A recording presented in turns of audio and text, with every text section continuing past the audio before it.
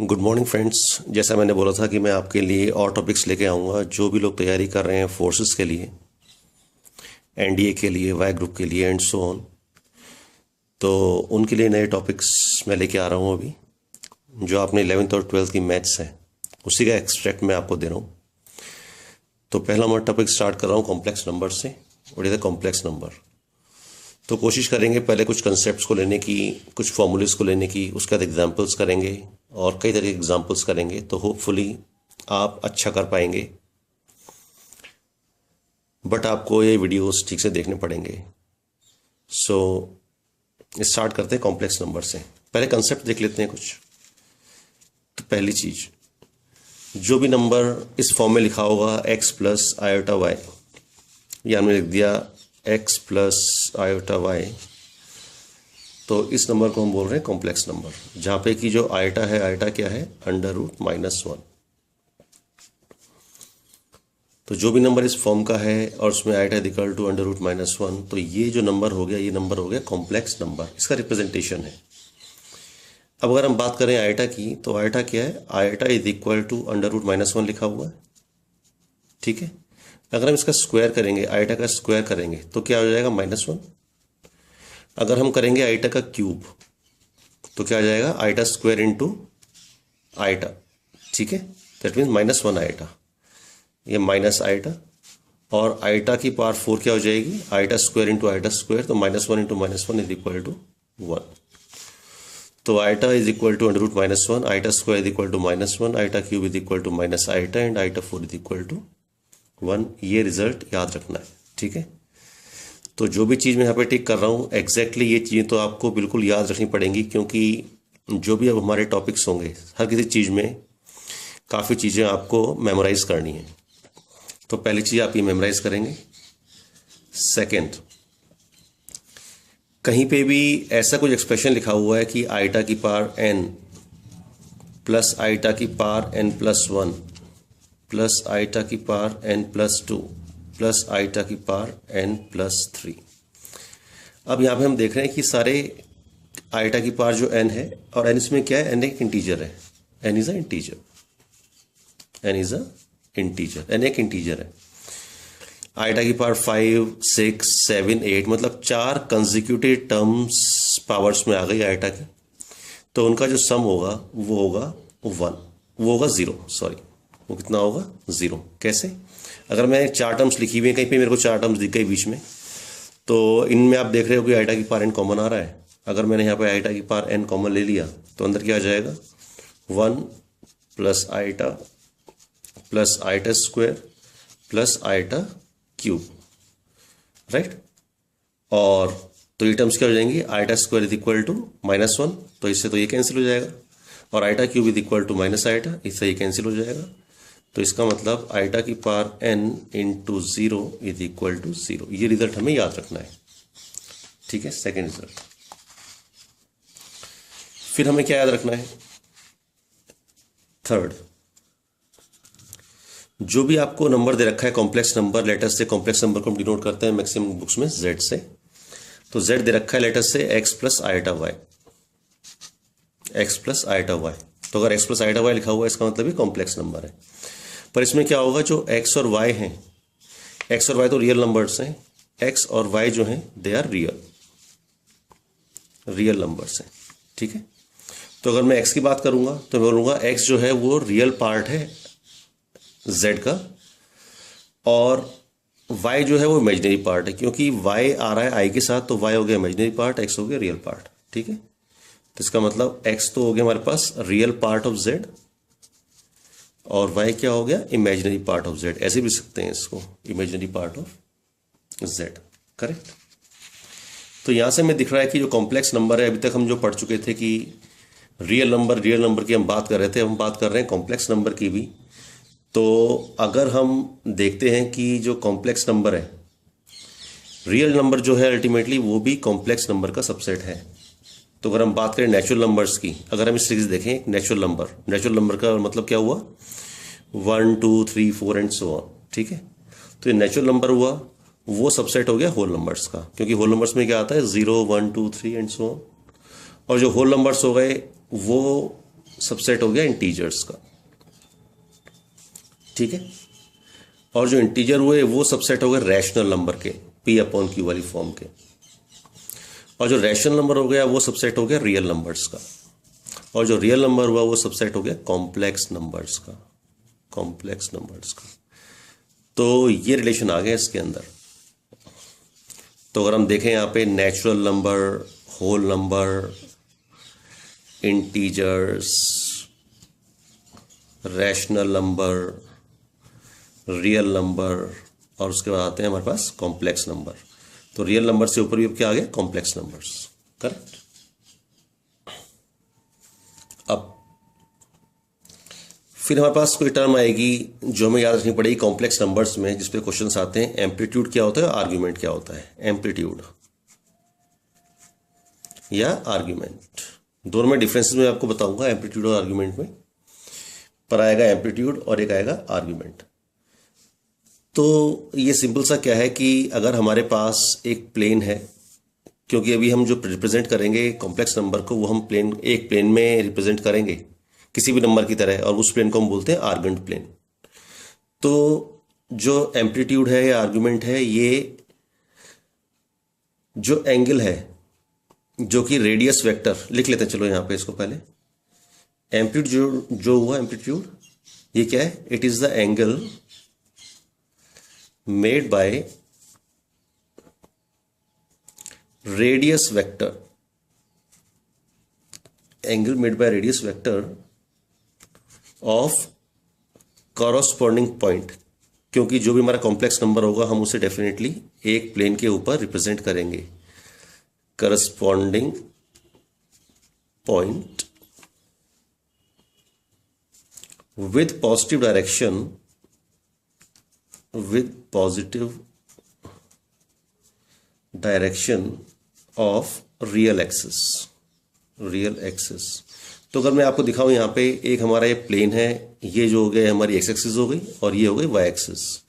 तो जिस प्लेन में हम किसी पॉइंट को रिप्रेजेंट कर रहे हैं, कॉम्प्लेक्स नंबर को रिप्रेजेंट कर रहे हैं, उस प्लेन को हम क्या बोलते हैं, आर्गुमेंट प्लेन। तो लेट अस से मेरा एक कॉम्प्लेक्स नंबर है ये, और ये नंबर बेसिकली क्या है, ये एक पॉइंट है जो रिप्रेजेंट कर रहा है एक्स और वाई, पर इसे हम लिख सकते हैं एक्स प्लस आईटा वाई। तो x y, x comma y, x plus iota y एक ही चीज है। तो अगर मैं देखूं यहाँ पे, इसकी ये डिस्टेंस और ये डिस्टेंस, ये डिस्टेंस तो हो गई एक्स, ये डिस्टेंस हो गई वाई, राइट। और ये हमारा रेडियस वेक्टर हो गया। तो हम इस रेडियस वेक्टर की बात कर रहे हैं। तो ये जो एंगल बन रहा है हमारे पास थीटा, ये एंगल क्या हो गया, एम्पलीट्यूड और आर्ग्यूमेंट, ठीक है।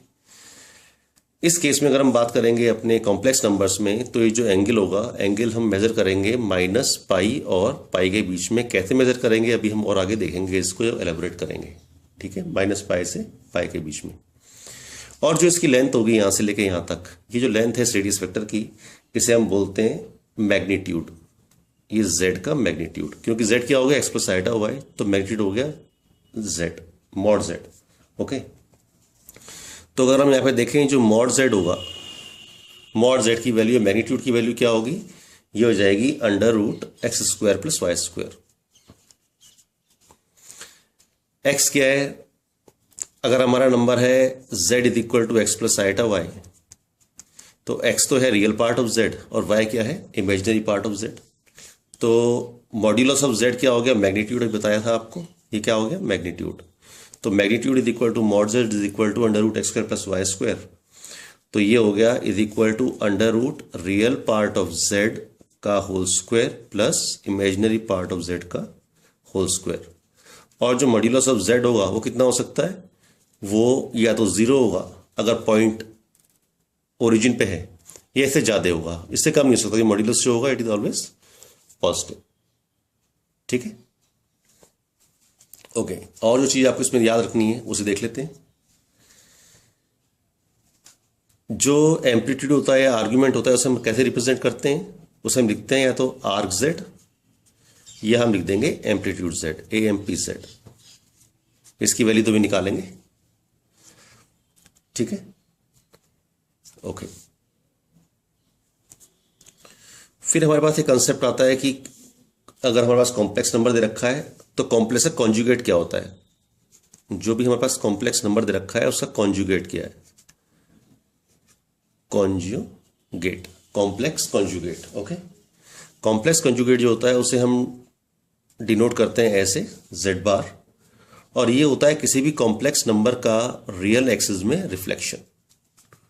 मतलब ये हमारे पास एक्सिस हो गई, ये हो गई एक्स एक्सिस, ये हो गया वाई एक्सिस। तो अगर कोई पॉइंट यहाँ पे है z, मैं बोल रहा हूँ ये z है, z is equal to x plus iota y. इसका अगर मैं रिफ्लेक्शन देखूँ रियल एक्सिस में, ये रियल एक्सिस हो गई, ये इमेजिनरी एक्सिस हो गई। अगर इसका रिफ्लेक्शन देखता हूँ मैं यहाँ पे, तो ये आ जाएगा z बार, इसे हम बोलेंगे कॉम्प्लेक्स कॉन्जुगेट। ठीक है, तो हम यहाँ पे देख रहे हैं अगर ये पॉइंट है x, y, तो ये पॉइंट कितना हो जाएगा x, माइनस वाई। करेक्ट। तो अगर z आपको दे रखा है x प्लस आइटा वाई, तो इसका जो कॉन्जुगेट होगा मॉड z, कॉन्जुगेट z, वो कितना हो जाएगा x minus iota y. Point representation, nothing else. अब यहाँ पे मालूम है कि ये जो लेंथ है और ये लेंथ है, लेंथ तो बराबर रहेगी, तो इसका मतलब जो z का मॉड होगा वो कॉन्जुगेट ऑफ z के बराबर होगा। राइट। अगर बात करें नंबरों की, तो अगर कोई भी प्योर रियल नंबर होगा, हम किसी नंबर को प्योर रियल नंबर कब बोलेंगे, जब उसका इमेजिनरी पार्ट जीरो होगा।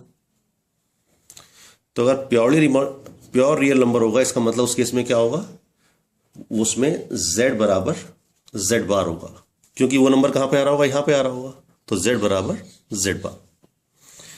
और अगर हम बात करेंगे इमेजिनरी नंबर की, प्योर इमेजिनरी नंबर,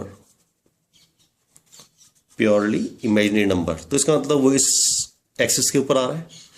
तो अगर यहां पे ये z है, ये z बार, तो यहां पे ये z बार हो जाएगा। तो इसका मतलब इस केस में क्या होगा, z bar is equal to minus z। ठीक है, ओके। तो अगर हम बात करें एक नंबर की, नंबर ले लेते हैं हम, लेट अस से 0 प्लस 0 आइटा। तो इस नंबर को लिखना चाहेंगे, तो ये क्या हो गया, ये तो इसमें जो इसका रियल पार्ट है वो तो 0 है, तो ये तो एक प्योरली रियल नंबर भी हो गया, और जो इसका इमेजिनरी पार्ट है वो भी 0 है, तो ये प्योरली इमेजिनरी भी हो गया, purely real, purely imaginary number. Okay, अब आगे चलते हैं पॉइंट्स रिमेंबर में। अगर हमारे पास एक कॉम्प्लेक्स नंबर है x प्लस आइटा वाई और एक है x माइनस आइटा वाई, मतलब ये दोनों एक दूसरे कॉन्जुगेट, ये तो अगर z है तो ये z बार हो गया। इन दोनों को मल्टीप्लाई करते हैं तो क्या हो जाएगा, a plus b a minus b, a square minus b square, but iota square तो हो जाएगा -1, तो ये क्या आ जाएगा x square plus y square. ये रिजल्ट हमें ध्यान रखना है। इसका मतलब ये हुआ कि अगर x square plus y square, that is अगर x square plus y square is equal to 0, तो इसका मतलब या तो ये 0 होगा या ये 0 होगा। तो अगर x square plus y square is equal to 0, तो x की वैल्यू क्या आ जाएगी, या तो होगी आइटा वाई या होगी माइनस आइटा वाई। करेक्ट। फिर हम रिजल्ट देख लेते हैं। अगर x dot y is equal to 0, तो इसका मतलब क्या हुआ, या तो x 0 होगा या y is equal to 0। Okay, अगर हमने कह दिया x upon y is equal to 0, ये हमें क्या दिखा रहा है कि x की वैल्यू क्या होगी, 0। करेक्ट। फिर जो चीज हमें ध्यान रखनी है वो चीज ये है कि इनइक्वालिटीज कॉम्प्लेक्स नंबर में डिफाइंड नहीं है। जो भी इनइक्वालिटीज होंगी वो कॉम्प्लेक्स नंबर में डिफाइंड नहीं है। इसका मतलब क्या हुआ, हम दो कॉम्प्लेक्स नंबर्स को कंपेयर नहीं कर सकते। जैसे मैंने लिखा है यहाँ पे 3 प्लस 2 आइटा, और एक मैं नंबर लिख रहा हूँ 5 प्लस 7 आइटा, और बीच में मैंने साइन लगा दिया ग्रेटर देन लेसर देन। मैं इन्हें कंपेयर नहीं कर सकता। ठीक है, तो जब कंपेयर नहीं कर सकता तो इसका मतलब इनइक्वालिटी, मैं दिखा नहीं सकता कि कौन सा नंबर ग्रेटर है कौन सा नंबर लेसर है, तो इनइक्वालिटी डिफाइंड नहीं है।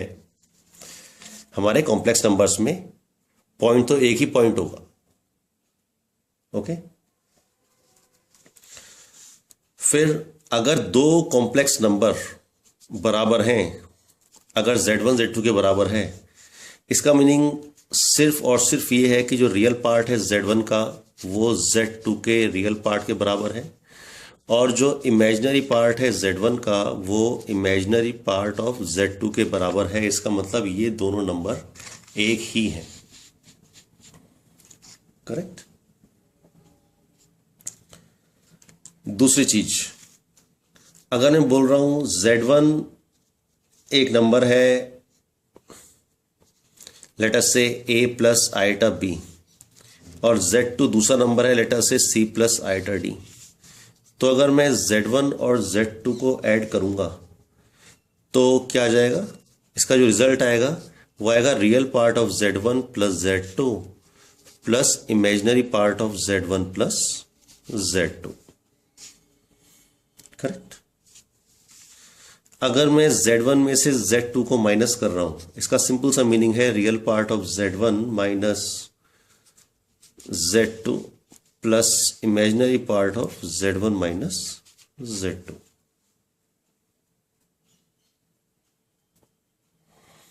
ठीक।